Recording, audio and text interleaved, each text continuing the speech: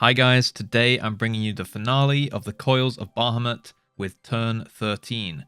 Now we're doing this all on minimum eye level, no echo, and thank you very much for the feedback on the turn 9 video. It was all very positive, so we'll definitely be taking this format into future videos of this style, especially going forward into Heavensward with some of the savages there. So as usual, I'm going to talk about how we cooked up our strategies as we went, telling you a little bit about the trials and tribulations that we went through as a group, and using the occasional stream clip unedited to kind of illustrate our reactions and big moments, I suppose, including a full kill pool at the end of the video. So without further ado, let's jump into the video and this amazing fight.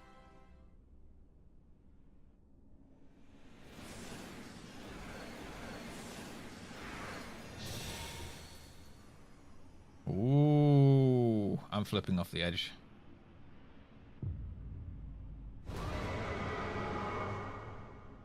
Oh, shit. Oh, shit. There he is.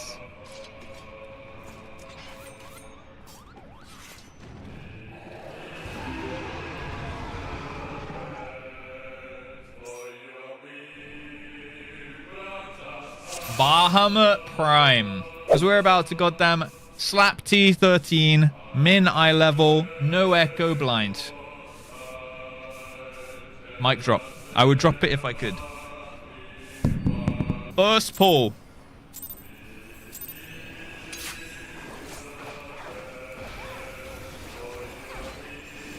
This is it.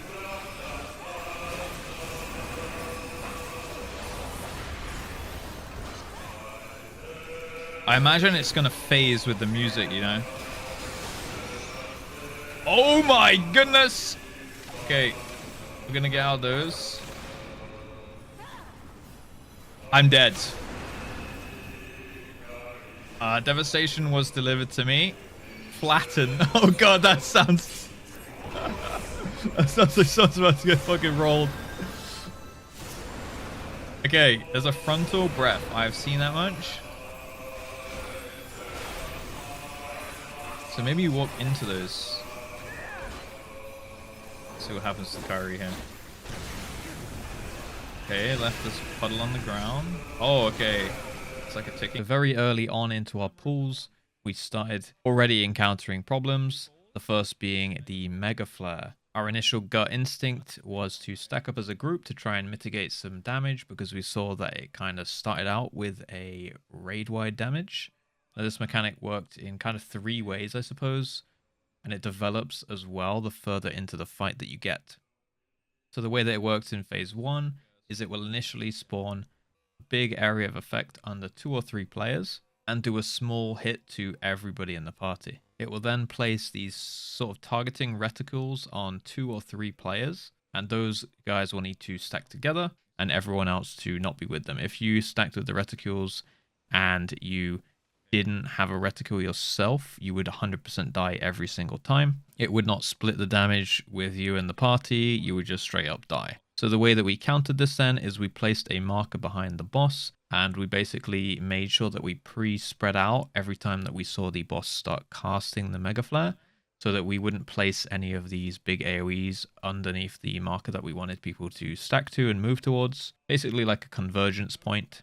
And then we could bait the bad puddles away, and the people with the markers just run over and meet at 1 and spread the damage between them. So that was, in theory, how it worked. However, we did have a few teething errors, as you'll see as we go on, because we do get stuck in this phase for quite a while. Okay, everything here just hits really hard. Third pull beginning. Let's just go again. It comes down twice, for the record.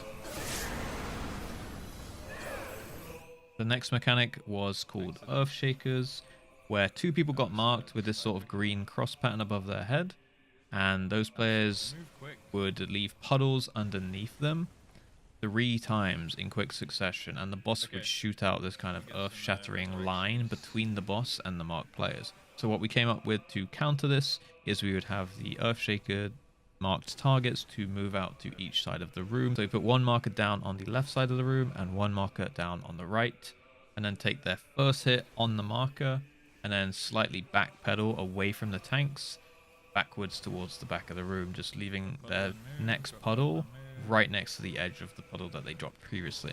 There was also a tank buster called Flatten, which hurt like hell, and we tried to alternate Faint, because that is 10% physical damage reduction. We tried to alternate that between myself and the monk that was in our party, 6'9". 11k Flatten. Yeah, that, honestly, appropriately named mechanic. So in this phase, our main issue that we ran into repeatedly, and some of this even carried all the way into our later pulls, was that all of these mechanics hit really, really hard, and they sometimes overlapped in quite quick succession. So it was a lot of strain on our healers, which honestly did an absolutely fantastic job throughout this whole progress. We came up with some small optimizations to try and make healing a little bit smoother on targets which needed spot healing. For example, on the Earthshakers that I just talked about, one healer would always be assigned to healing the left Earthshaker target, and the other healer always taking the right. And after a couple rotations of these mechanics, we had to deal with a Gigaflare, which is just a huge AoE raid wide, and then straight into P2 of this boss. Okay, so they go together. Gigaflare! Mega Flare and Gigaflare! Alright. Whoa! Okay, that's just AoE dam. Alright, we phased. We have a baby dragon.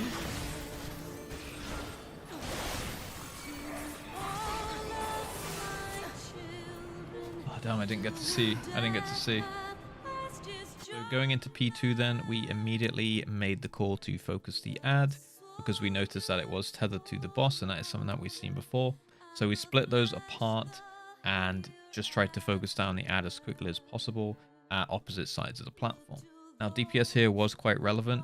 We had a few teething issues with people not quite switching, trying to balance the amount of damage on the ad and the boss, because we didn't know if it was a rush. But what we did find more consistent in the end is just fully focusing down everyone onto the ad, because if we left it up for a certain amount of time, it would spit this kind of linear flame breath in a line, which would close off a section of the platform that we would quite like to use for the next mechanic, which is the orbs.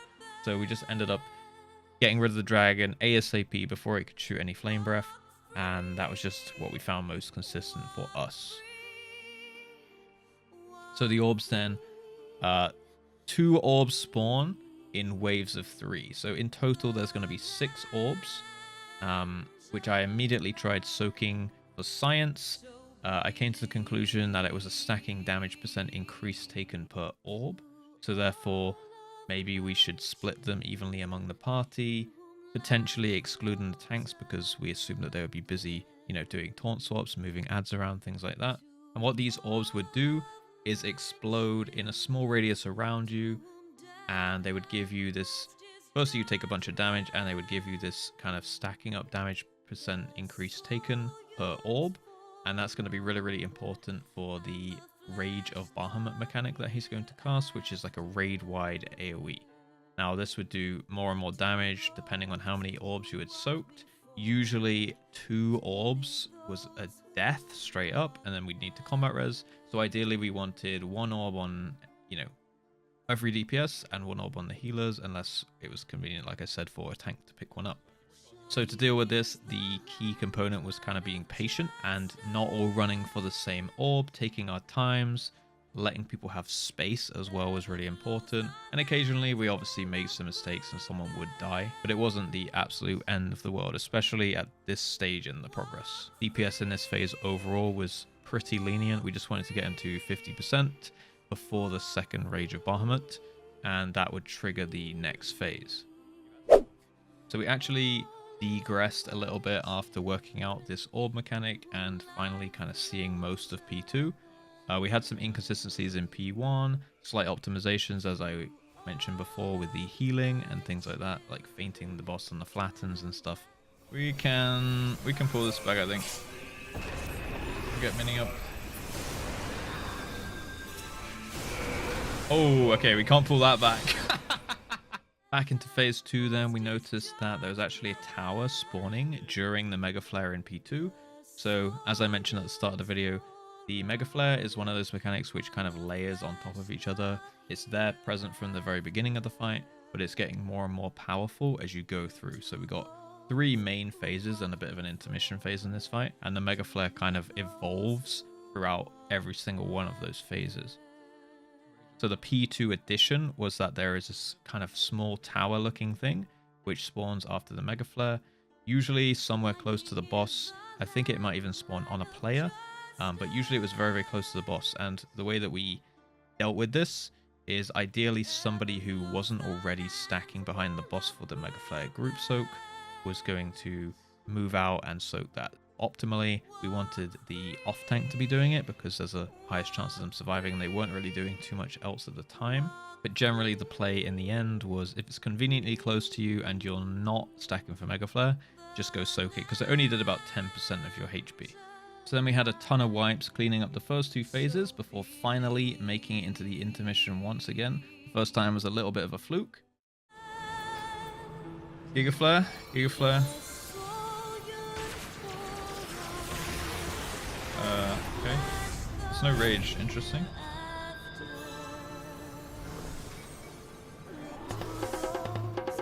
Oh, there's dive bombs again. Oh no. What the? Oh no.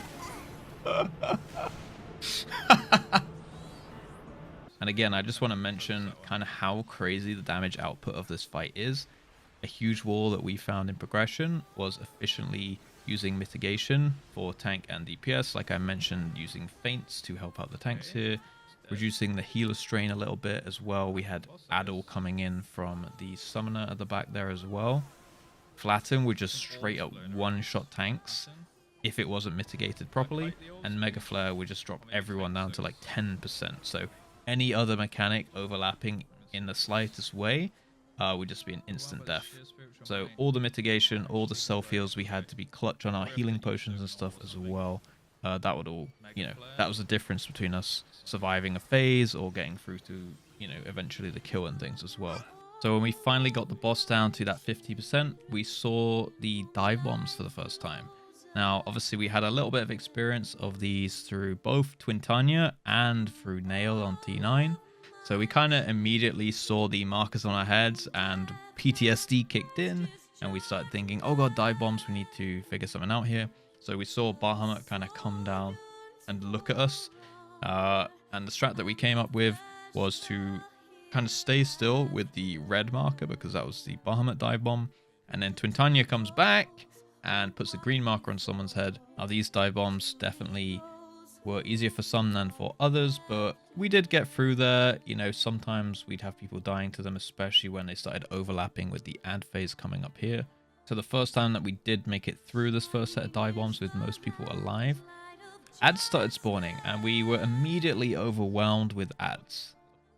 And then on the next pull, we managed to get all the way through this phase just by making calls to focus down one ad at a time from each wave and eventually cleaning them up. We generally just focused the target that we thought was most important, and we just came up with a kill order that we stuck to every single time after that. As long as everyone followed their scenario and we had enough damage to kill the big purple ones before they would cast the breath, then we would pretty much get through these every single time. The only problem was that dive bombs were happening as we're killing these, so we did eventually get faster and faster the more pulls that we had at killing each set of ads, where we'd actually get to a point where we'd kind of be having downtime waiting around after a wave of ads for the dive bombs to appear, so that we could get back in the middle and do the dive bombs exactly the same every single time. Look at Bahamut, run towards him, sidestep him, look for Twintania and move.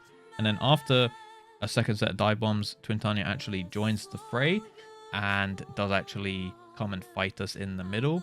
So just the same as in the actual turn 5 Twintania fight, once you kill her, she will drop this, Neuralink patch on the ground, which we'll be using later in the transition into P3. This just reduces your damage taken for a big hit. So very, very useful for us, like a free, AoE party-wide damage reduction, basically. Dive bombs.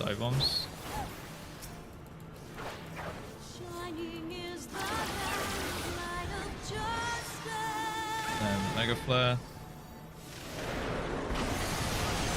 Oh god. Oh god.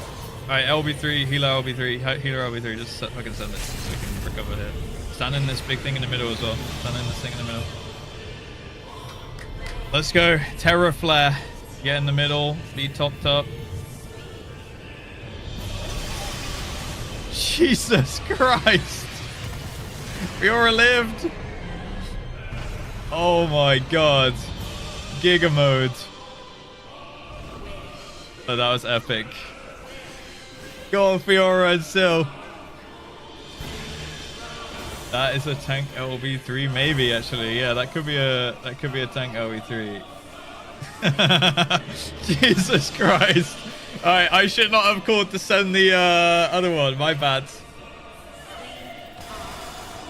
Here we started struggling with dive bombs in the ad phase. So we did try to come up with a plan to make it a little bit more consistent because we were having deaths every single time. So I got the old MS Paint out, and the plan was basically to run towards Bahamut from the center. So as soon as he phased away at 50% health in phase 2, we would all move towards the center of the room for the Giga Flare and kind of wait to see Bahamut. Now, as soon as we saw the red marker go above someone's head, we would all kind of turn our cameras around till we found Bahamut, and then we would run towards Bahamut. You could also sidestep, I suppose, but we wanted him to kind of lock on his target until the red marker disappeared above someone's head. There would be a few seconds gap between the red marker disappearing and him actually flying forward. So once that red marker did go off that person's head, we knew that he was kind of locked onto that position where he despawned. So as soon as we saw it go away, we would sidestep the middle and then look for Twintanya, who was kind of, sitting around at the edge somewhere, putting a green marker on someone's head, and then we would basically have to all individually, responsibly look towards Twintanya and look at the person who had the green marker and decide, okay, draw a line between Twintanya and them and work out where she's flying. So as long as we're dodging the Bahamut and the Twintanya, making that kind of imaginary X across the platform, then we should be able to find a relatively safe spot. But after a ton of wipes to messy dive bombs, which did slowly bleed us out in the ad phase, we finally made it to Terraflare again, and we finally survived it with the tank limit break and saw some P3 mechanics for the first time. Oh, live lords. Okay.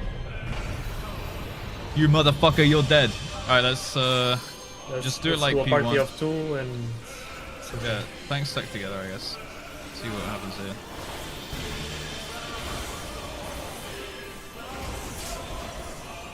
Okay. We're good.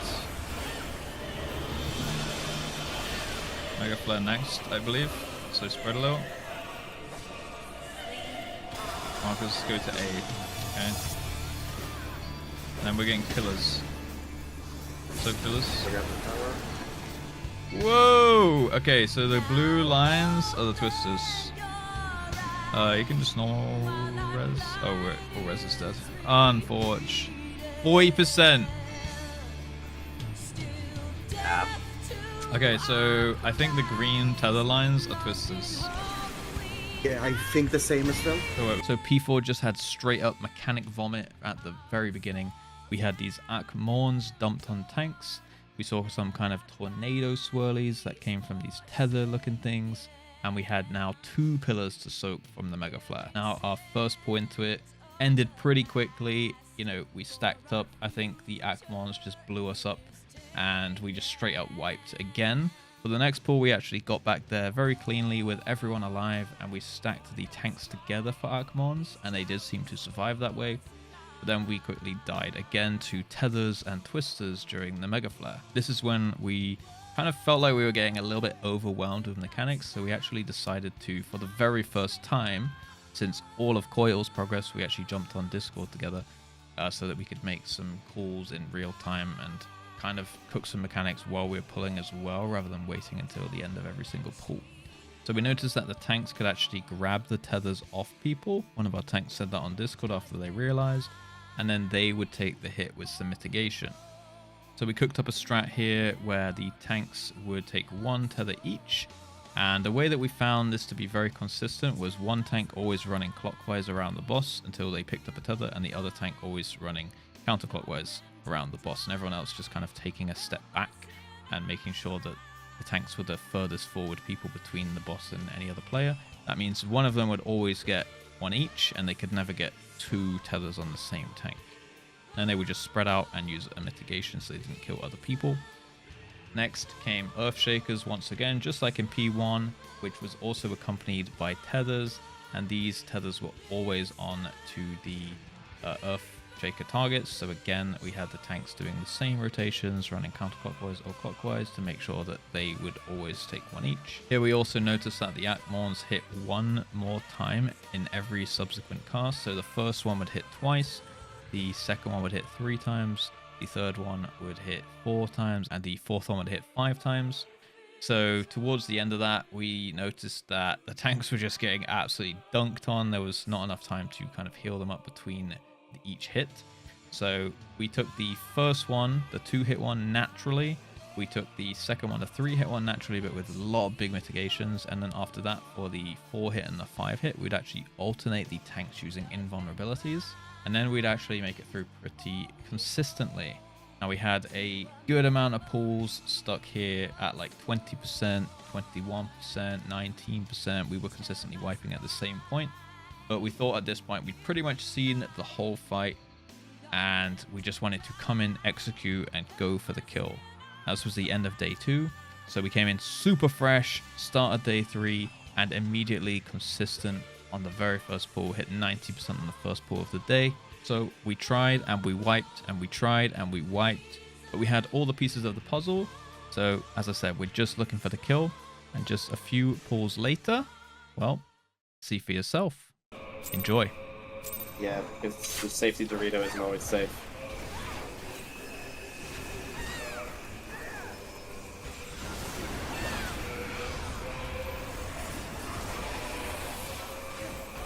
Mega Flare.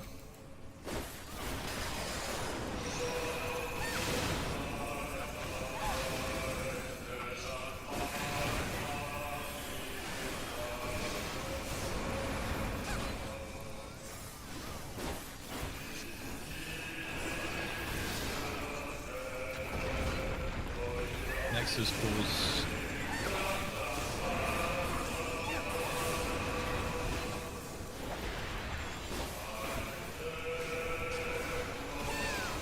Pulls.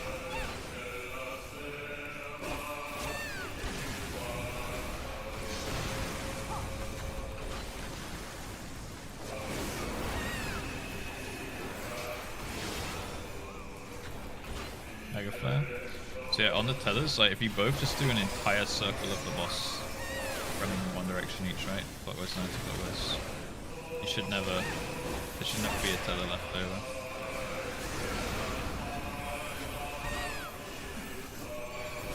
I'll do a full rotation. Plan 2 and Giga Flare.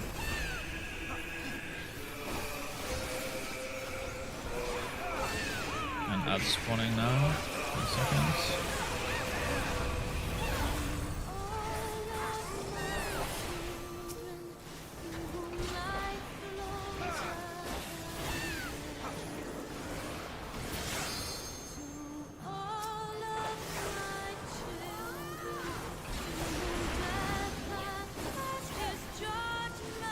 Orbs 1 each now.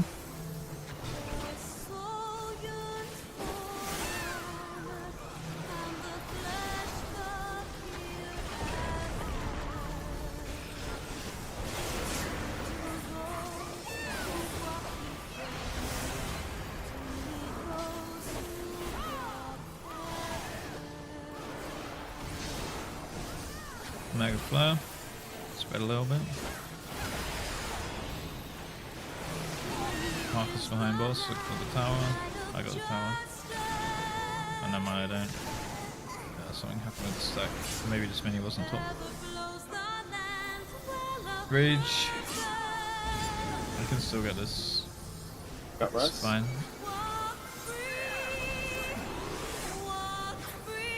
New adders up, by the way. Kill that. I'm down, so. Yes. Orbs.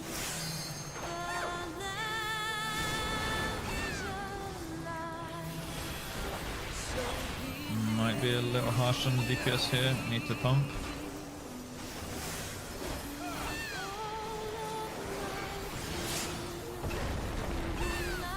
we're good. We're good. Giga Flare next. High boss. And then there's dive bombs.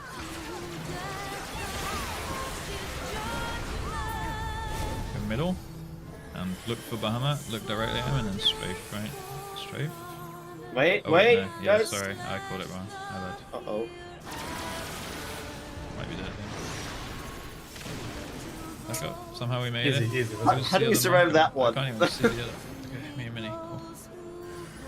Yeah, easy. Alright, don't listen to me.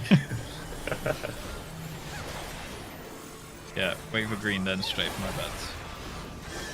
Okay, planned and executed perfectly. We keep going. Mini lived, I lived. Did you hit out a doggy, please?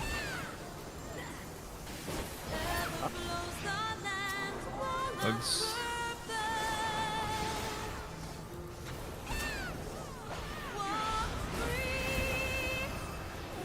And then blue dragons. Had it the whole time. God, I kind of shit my pants, Lukey.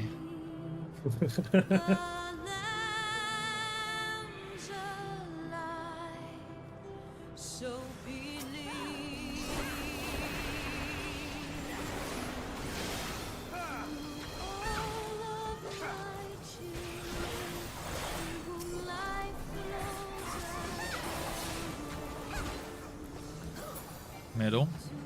Okay, I'm gonna call it correctly this time. Look at Bahamut when he comes.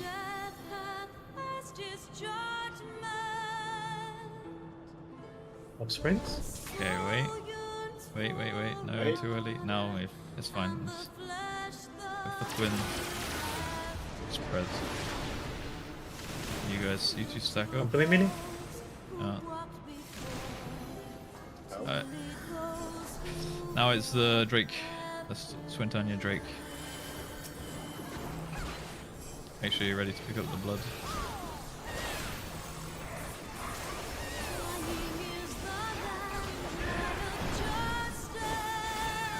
Blood's up.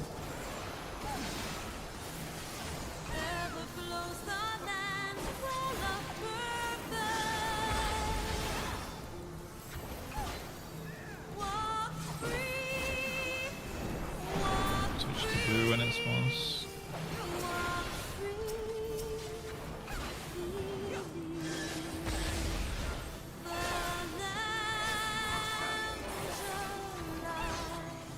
Alright, no more fucking around. We kill Bahamut now. One more red dog. When you are? Save the physical us.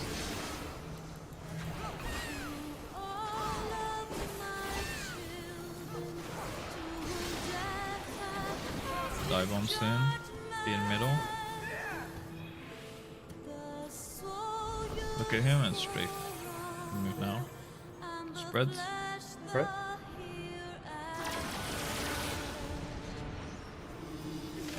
Video and 6. Alright. Where's that pool? There it is.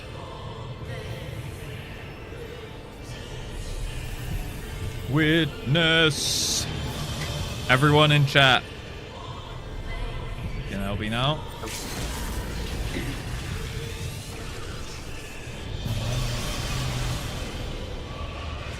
There's one positions.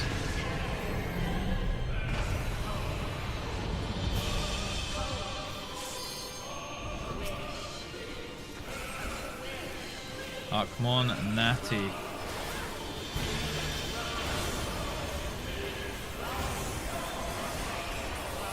Next, remember the tether strat, yeah? With the clockwise, anti-clockwise. Kotomi is anti-clockwise, so it's clockwise. Mega Flare now.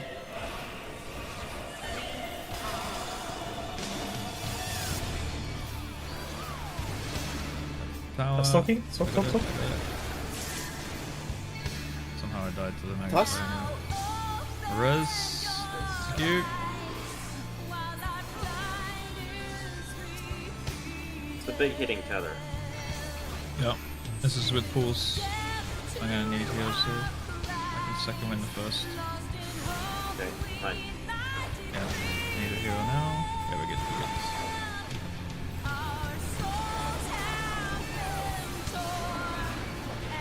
Okay. Next is Akmon again, and it's the big hitting one. The second natty. Thanks needs big heals. And then let's step a little bit further back for this Mega Flare coming now. When it does, make sure we get a little bit further back so we got more space. Further bit. Yeah. Wider. Now, Mega Flare. And move, dodge forwards. Look for the towers. I got the right one. To cover. Okay. Next is pools and tethers again.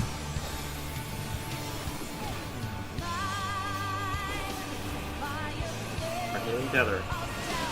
Yeah, pools and tethers. So we'll get one. Okay, it's fine. Next is Giga Flares, so we can stack up with some heals behind boss.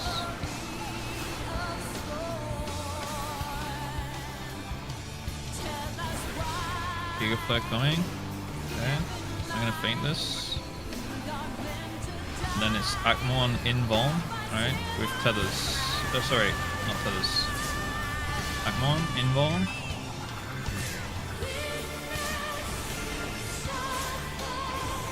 Now it's Mega Flare, take an extra step back for space, and tethers as well, remember? Tethers will come with this. If you can feint, do it. Look for towers, look for towers. Arms length. Second. I moved out. This normal res Kotomi, Please. and 6 Shukins and LB. 6 Shukins and the LB. Feathers are coming Come out. on. Feathers are coming out. Let's not forget Feathers the soon. mechanics. Yeah. Let's go. Just sacrifice if you can on Tethers. Kill the boss. Kill the boss. Dude, what's dead? Come on, let's Grace. Let's go. Yeah, let's fucking go. It's over, finally. Woo! Who was here? Who believed all along? Holy. Thank you for the 5 gift subs. This is Let's incredible. fucking go. Let's go. Min eye level biggest flex. Yeah, Mini, any comments? Ebalame, thank you for the 5 gifted. Mino, thank you for the 5 gifted. Yo Man River, thank you for the 5 gifted. We got a lot of memes coming. Boston Book, thank you for the 10 gifted. Fenrir, thank you for the 10 gifted. Aezerie, thank you for the 5 gifted. There's a hype train now. Jeez. Who was here?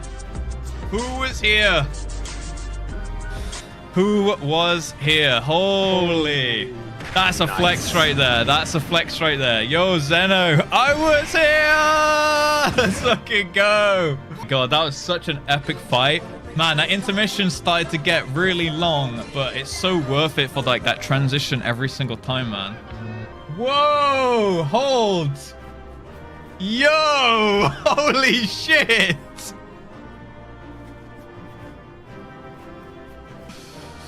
Holy shit. Okay, that's the desktop background. Holy fuck.